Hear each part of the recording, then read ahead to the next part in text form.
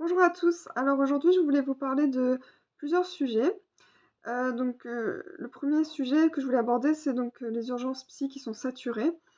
Ce qui est super de nos jours, c'est qu'on parle beaucoup, beaucoup de santé mentale. Sauf que le problème, c'est que les hôpitaux, les urgentistes, les psychiatres, ça ne suit plus. Il y a beaucoup trop de demandes et pas assez de médecins et pas assez de lits. C'est super d'un côté qu'on parle de tout ça, beaucoup plus, sauf que le problème, c'est que, ça suffit pas. Il y a quand on va aux urgences psy, on peut attendre, 3-4 heures, comme ça dans la salle d'attente, alors qu'autrefois c'était pas comme ça. Hem, Souvent on nous oriente vers les CMP, ce qui est super aussi, mais on va dire pour être hospitalisé, c'est encore beaucoup plus compliqué qu'autrefois. On va essayer de jauger, quel patient est plus à risque ou pas, enfin, c'est vraiment compliqué.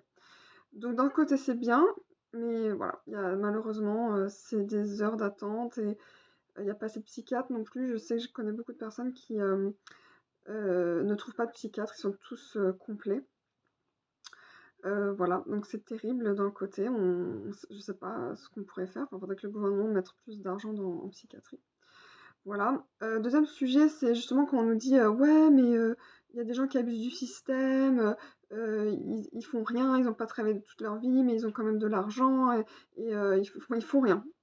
Ça m'embête beaucoup parce qu'en fait, c'est pas un choix de vie d'être malade et de pas travailler. Surtout quand je dis malade, ouais, on a une maladie, on n'a pas choisi cette maladie, on doit subir, la maladie en elle-même qui est terrible, plus les médicaments, c'est pas une vie, qui est toujours belle. Enfin, on essaye quoi que de faire en sorte qu'elle soit belle, mais c'est difficile. Donc du coup, on peut pas travailler. Dans la plupart des cas, on peut pas. Donc du coup, heureusement, on a des aides financières, sociales, et cetera. Mais on n'abuse pas du système, on est malade, on peut pas travailler. Donc voilà. Et aussi dire que, quand certaines personnes me disent qu'ils ont une pathologie, soit une dépression ou autre, disent: «Je dois travailler». Non, en fait, quand on est vraiment malade, pas bien, on n'est pas obligé de travailler. Justement, si on est malade, justement, on ne peut pas travailler parfois. Enfin, dans la plupart des cas, on peut pas. La phrase: «Je dois travailler», ça me dérange beaucoup parce que non, pour moi, je sais pas, quand quelqu'un se casse une jambe, on lui dit pas tout de suite: «Bah, va, retourne au travail». Bah non, il a besoin de d'abord se soigner et d'aller mieux. Voilà. Et puis aussi, bien sûr, accepter le diagnostic, accepter qu'on est malade, ça, c'est très difficile à faire et une fois qu'on a accepté, là, on sera plus à même, on sera plus, on pourra dire: «Voilà, là, je sais que je suis malade, je ne peux pas travailler». Voilà. Donc accepter la maladie, accepter le diagnostic. Je sais que c'est pas facile, mais c'est important de le faire, même pour l'entourage, hem, qui, ouais, souvent bataille pour dire: «Mais tu es malade, il faut que tu l'acceptes», donc voilà. Hem, Ensuite, ah oui, donc pour aller mieux, il y a plusieurs choses à faire. Bon, il y a une multitude de choses, mais les choses que j'ai notées moi, déjà dans la journée, de faire des choses pas trop stressantes. Parce que souvent quand la journée s'est mal passée ou qu'il y a eu beaucoup de choses stressantes, après la nuit, enfin bon, pour s'endormir, on a du mal à s'endormir, on n'est pas bien. Donc plus on fait des choses relaxantes ou qui nous plaisent ou qui sont pas trop, des choses qui nous font du bien, ça va, mais éviter les choses stressantes, voilà. Et aussi, donc il y a les GEM, donc les groupes d'entraide mutuelle. Là, il y a plein d'activités. Moi, je fais du chant, mais il y a aussi, du sport, du théâtre, des groupes de parole, même des sorties ou des activités, à l'extérieur. Ensuite le CMP, donc moi j'y vais pour dessiner, mais pareil, il y a l'hôpital de jour, au CMP là où je dessine, mais on peut manger des repas là-bas.